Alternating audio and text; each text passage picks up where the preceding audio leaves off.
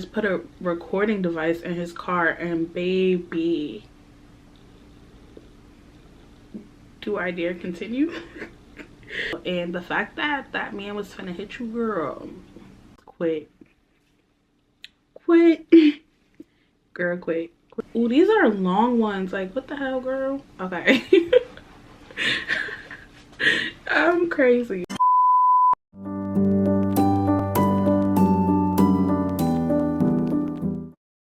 What is up, my shining stars? It's your girl Jessica Renee, and I'm back with another shining video. Duh. Okay, so if you are new here, welcome to my channel, and don't forget to join the family because you're gonna love it here, I promise. And if you're a returning subscriber, then hey girl, hey.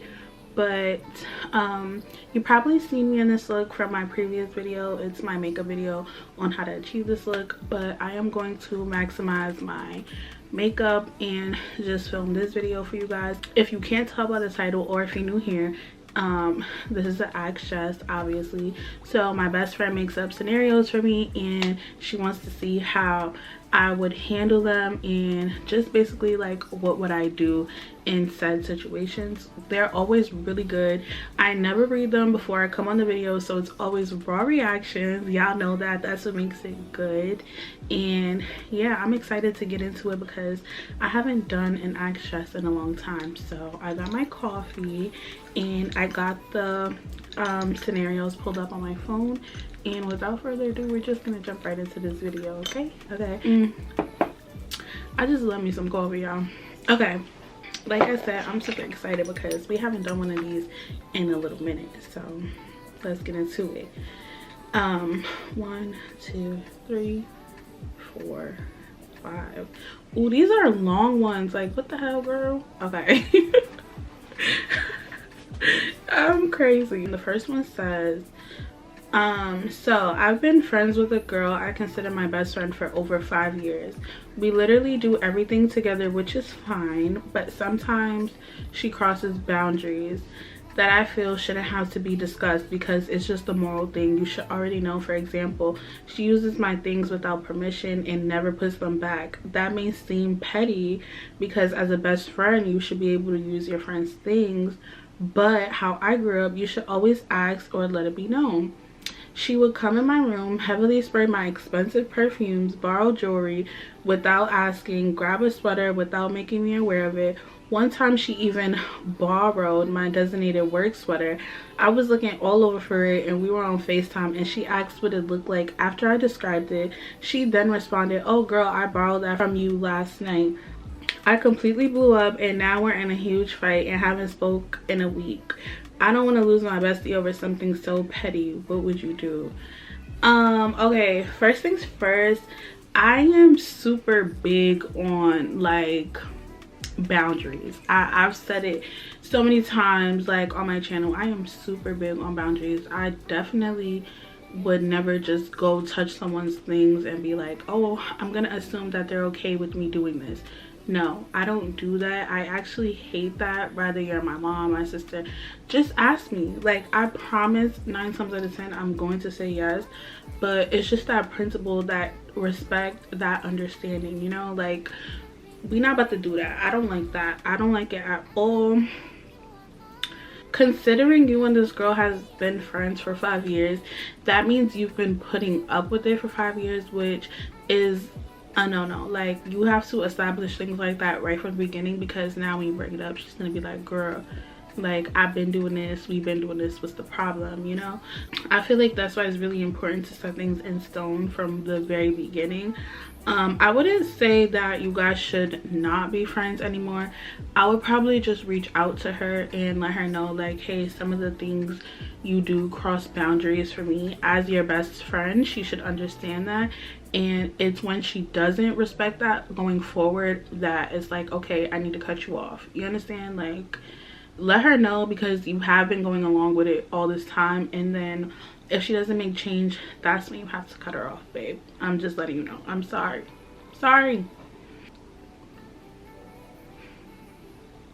Moving right along. The next scenario says, lately me and my mother have not been getting along, which is extremely weird for us because we are literally best friends. We've been bumping heads due to the fact that I had a huge falling out with my stepdad because he has other kids outside of my mom, and we're a big blended family. Growing up, I knew how to stay in a child's place, and I couldn't call him out on how different he would treat all the kids. He would treat his kids way better than he would myself and my younger sister. He would even try to divide us from my youngest brother, who he shares with my mom. All of his children would get better clothes, better gifts. Me and my sister will have to share. Mind you, I'm 3 years older than my sister. Not much of an age gap, but growing up, it's a huge difference. Now that I'm 19 and off to college and no longer living there, I decided to call him out on the next thing he does. Of course, the opportunity presented itself and I clocked his tea. He became really aggressive and lunged toward me. He didn't hit me. He stopped himself and banged on the counter, and my mom just stood there. I was more shocked at her than anything. I left and stayed with my aunt, and my mom refuses to admit that her husband was wrong. We continue to disagree about it, and our relationship hasn't been the same. I love and miss my best friend, but I feel I have to stand 10 toes in this situation. How should I go about dealing with this situation? Girl, I don't. Oh my god. Okay, first and foremost, I feel like you already did what you needed to do. Like, you made it very clear, like, you're an adult now. Things are not going to be the way it was. And honestly, I've seen it a lot where parents don't really see what they like. I don't know, like, love is blind. Let me start there. Love is blind. So a lot of the times the parents don't see what you see only because they're so in love. I really feel for that situation because it's really a sad thing, and it actually happens. It really happens. So me personally, I would do what you did, girl. I would stand on fucking business because we're not doing it. Like, we're not doing that. And unfortunately, I feel like, sad to say, your mom is wrong in this situation. She should be able to accept your feelings and acknowledge them as well. And the fact that that man was finna hit you, girl, that should have been a red flag for your mom right there. And the fact that that's not, I will honestly say just love her from a distance from now, because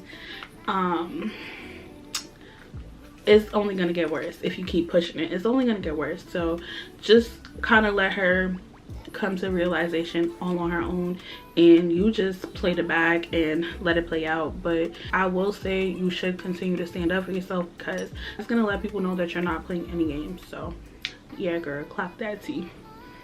The next scenario says, last week at work, me and my work bestie witnessed a full-on racial profiling situation.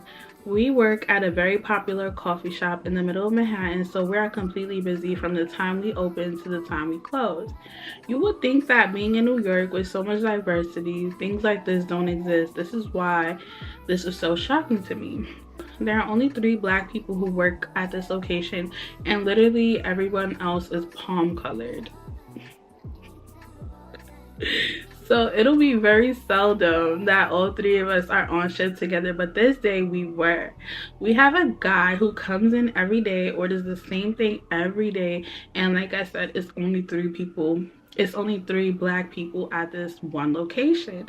So usually I'm in the back doing food. My work bestie is on register, and our other co-worker, who is palm colored, is doing drinks. Mr. Regular notices that today palm color isn't on drinks. It's my other black co-worker, and he began having a whole fit, asking if there isn't anyone else to make his drink. He doesn't usually get his coffee done by this person, blah blah. At first, I thought he was just used to seeing palm color and my bestie, which is crazy, but okay, people are weird and they don't play about their coffee. So my bestie said, it's okay, sir, so I'll remake your drink for you. I'm usually here every day when you order. He again refused and made a whole scene and was requesting the palm colored person to make his drink. It was a whole scene. We had to call the cops and fill out a report. We reached out to the overheads and we were told nothing could be done due to the fact that no one was harmed. I'm gearing up to quit because not one person advocated for us or showed any concern for our feelings or well-being during this situation.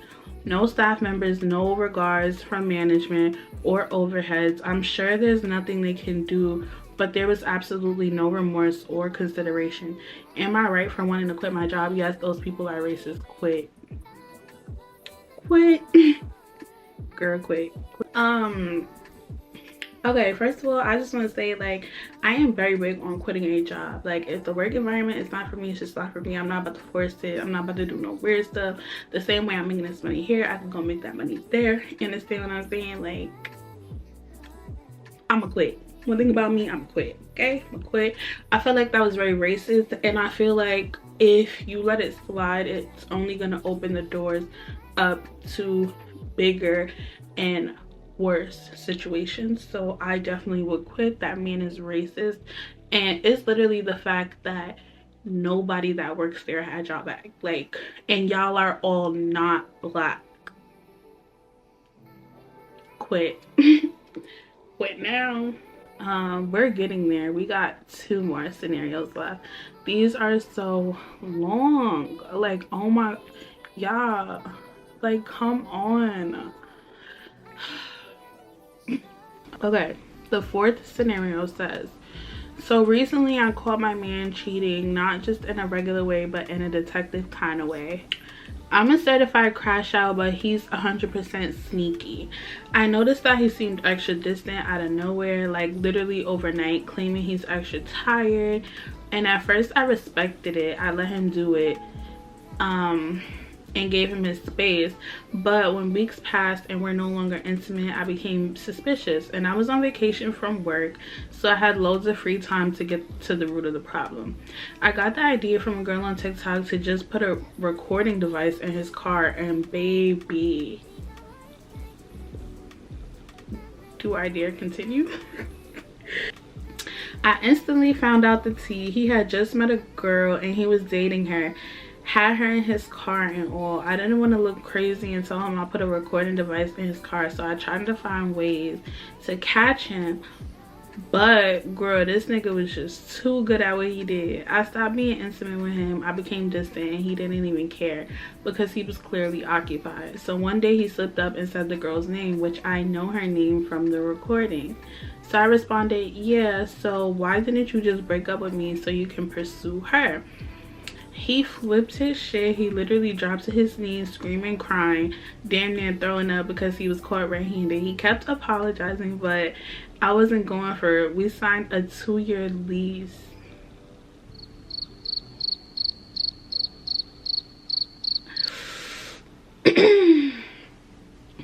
We signed a 2-year lease with both of us on it, and if either one of us leaves, we are obligated to pay our portion. I told him it's okay, he can leave, I'll pay the whole rent, because I just wanted him out of my life. He refused and insisted that we could make it work, and that if I left, he would make it be known that I forfeited on my part of the rent. I had already found an apartment, but I simply couldn't afford to pay rent at both places, or for my credit card to be ruined for not paying rent at the apartment I shared with him. I explained it to the leasing office and they said unfortunately there's nothing that can be done and our lease ends in 8 months. I don't want to be around for 8 minutes, much less 8 months. What would you do?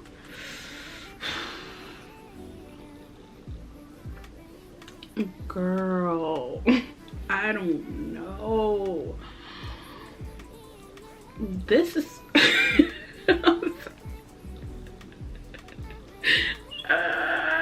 I don't mean a lot because it's not funny, because people really do go through stuff like this, and this is sad. This is crazy. Like, this is actually crazy. To be honest, I'm like, I don't know what type of person you are, but I'm really the type of person where I could be in the same room with you and I don't see you. I don't see you. I don't hear you. You don't exist. Like, I'm really that girl. Like, I really am that girl. And once you get on that side of me, it's like you get nothing from me. Like, I'm no shade. Like, And I could do it to anyone. Like, don't play with me, because I'm not the one or the two. So I really don't know what type of person you are, but me personally, I would just wait out the 8 months, only because you would literally be letting him set you back, hold you back, pull you back, because you're gonna end up ruining your credit, not being able to get your own apartment when the 8 months is up, rather than just learning to live with him and not even acknowledge him for 8 months, or just like consider him a roommate that you don't even need to speak to. Like, that's personally what I would do. Only because, like, I'm really big on I need to have my stuff together, and that's really, he would really set you back, girl. He would really set you back.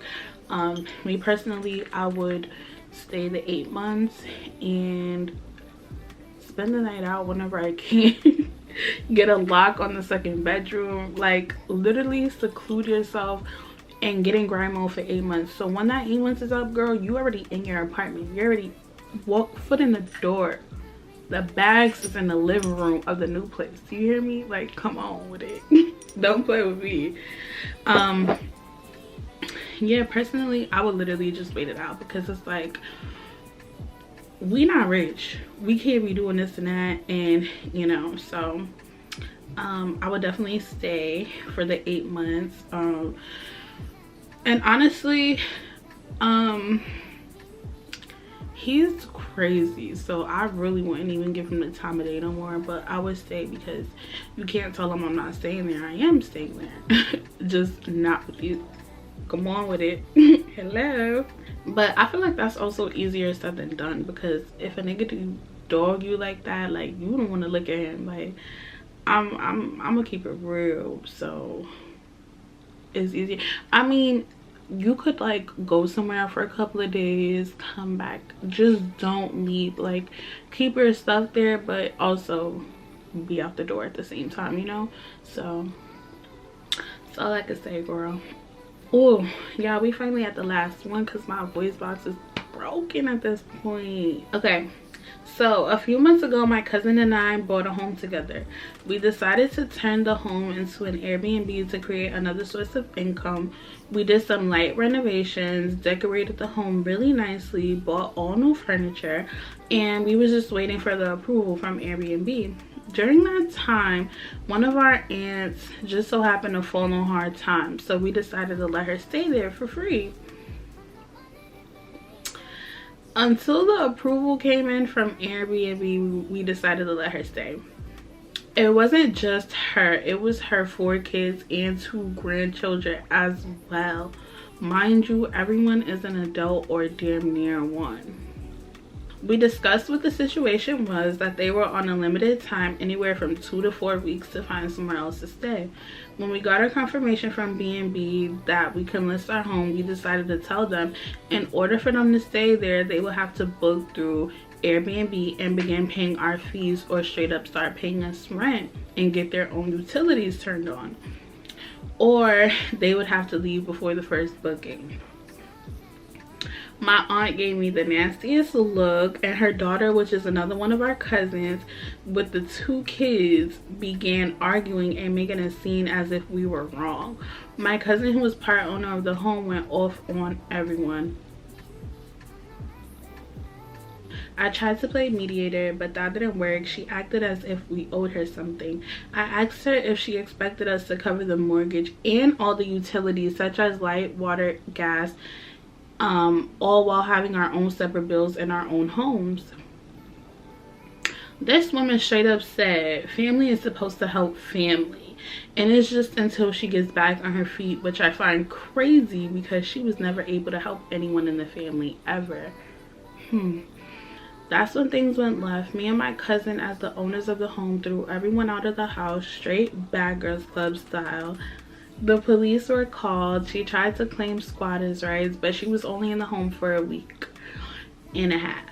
She had no lease or signed agreement, so her and her entire family was escorted off the property.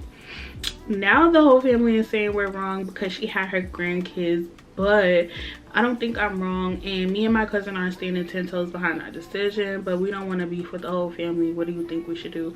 Nothing. You did it. Keep it like that. The rest of the family will get over it, and I say that because it ain't them. Hello, thank you. I feel like you guys invested so much time and money and whatnot, and it's kind of like the least I could do is book the place or pay me something. Like, they didn't even try to say like, well, you know, we down right now, we gonna give you what we could give you. They didn't say none of that. They straight up like, we need to stay here for free, and it is what it is, and that's just really that. And I can't mess with that. I feel like honestly, sometimes family can be your biggest downfall. Like, I'll give you that.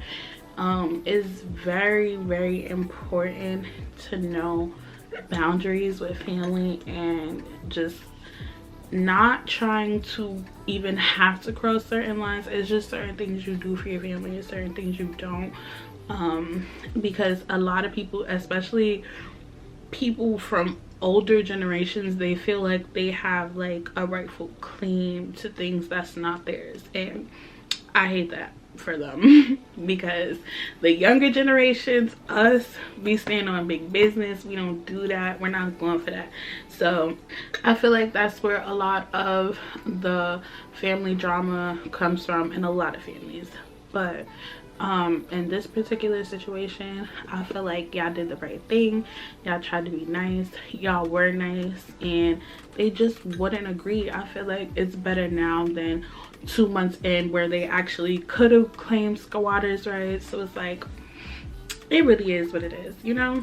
That's just that. I wouldn't go back. I feel like eventually the rest of the family is gonna get over it, and they gonna find somewhere else to go, because if they was really homeless, y'all other family members would be helping them. Get what I'm saying?